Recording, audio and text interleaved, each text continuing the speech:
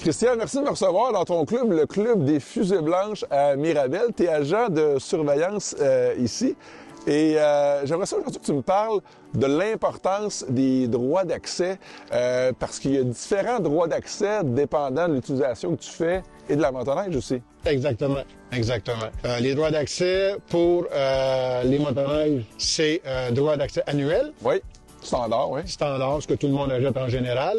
Ensuite, vous avez les droits d'accès pour les motoneiges antiques. Oui, les fameuses motoneiges antiques. Oui, il y en a encore qui circulent oui. dans nos sentiers. C'est super beau à voir. Eux, la différence, c'est un petit peu moins dispendieux, c'est 400 $. Parce qu'évidemment, c'est pas une clientèle qui va faire des randonnées de 2-3 jours, 1000 km et plus. Non, c'est pas des utilisateurs là, pour aller faire des voyages. Et c'est quoi le critère pour être considéré pilote de motoneige antique?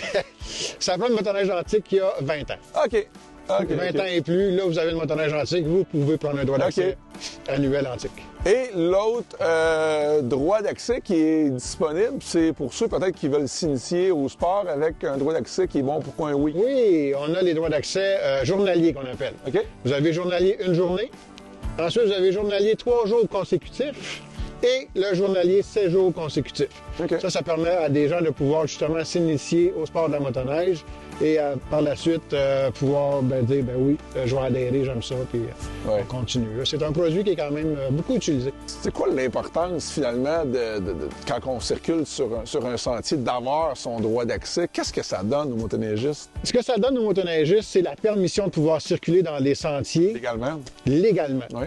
En arrière de ça, il y a le travail du club, qui lui est allé voir les propriétaires de terrain, les propriétaires terriens qu'on appelle, pour leur demander la permission de circuler. Les fameux droits de passage. Les fameux droits de passage, exactement. Se munir du droit d'accès, c'est le respect d'avoir obtenu le droit de passage du propriétaire du terrain. Oui. Et, bien sûr, c'est la formule utilisateur-payeur. Donc, se procurer son droit d'accès, le payer, ça va donner l'argent nécessaire au club pour pouvoir entretenir les sentiers pendant la saison. Bien, Christian, écoute, bien content de t'avoir rencontré. Plus de 30 ans d'expérience quand même comme motoneigiste, c'est pas rien. Ça fait longtemps. Oui, encore plusieurs bonnes années qui s'en viennent. Je le souhaite, encore des belles années et des bonnes années qui s'en viennent. Là. On va revenir dans nos hivers.